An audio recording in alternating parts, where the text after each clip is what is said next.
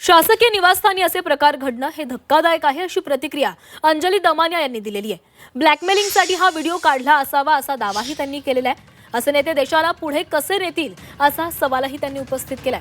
जिरवाळांनी तातडीने राजीनामा द्यावा तसंच पक्षातून त्यांची हकालपट्टी करावी अशी मागणी त्यांच्याकडून करण्यात आली आहे।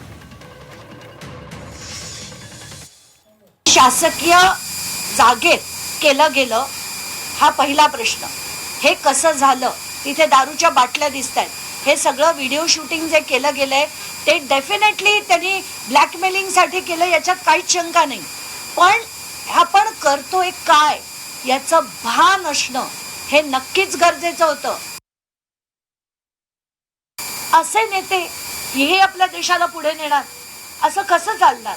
मला असं वाटतं प्रत्येक पक्षाने ही जबाबदारी आता घेतली पाहिजे आणि अशा नेत्यांना तात्काळ राजीनामा द्यायला भाग पाडलं पाहिजे। त्यांनी तो दिला नाही तर त्यांना काढून टाकलं पाहिजे।